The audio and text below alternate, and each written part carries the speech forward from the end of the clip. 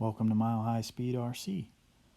This is your Arrma 3S BLX motor mount, and if you've ever had the joy of trying to pound this thing flat after you bent it or had to purchase new ones, and you want to avoid that in the future, this video is for you. Alright, so let's just figure out what the problem is first and how we keep bending these motor mounts. Well, this car is a basher, and if you're bashing it, you should be jumping it off things, tackling big rocks, slamming it into stuff, and that's pretty typical behavior. And what ends up happening is because you have a very heavy motor hanging off the back of this thing, while the center of your motor mount is pinned with this red stopper block and a tab up top very securely down the middle. What ends up happening is the momentum of this motor getting thrust forward.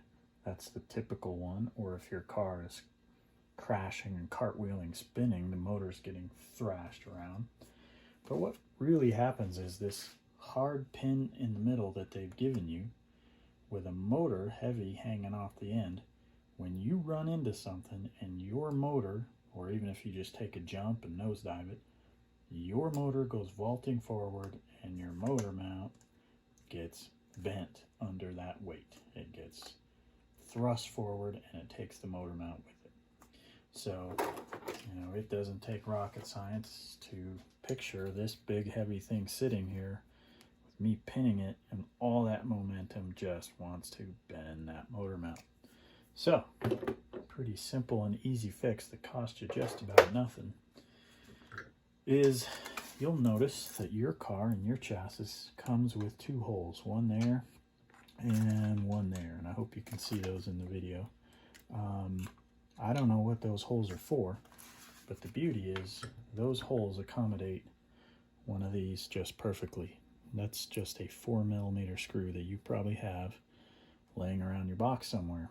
It just so happens the position of those holes is perfectly placed to where when you screw it in, right there is not even enough room for a piece of paper to slide between that screw and the motor mount.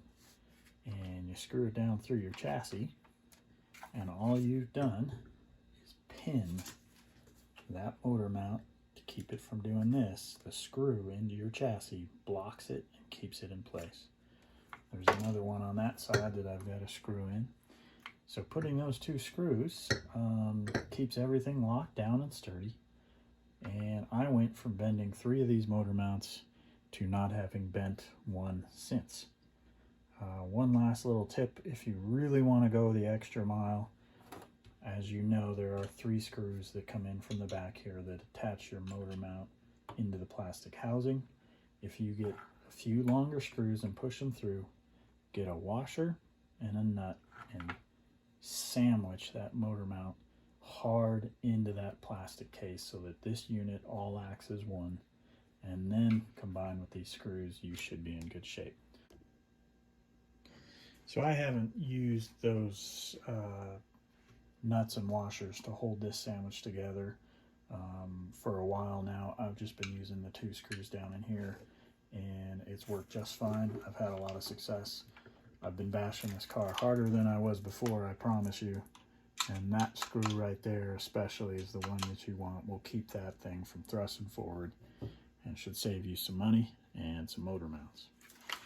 So I hope that's a solution you can use. I hope it saves you a bit of money, saves you a little bit of frustration, and helps you enjoy this hobby a little bit more.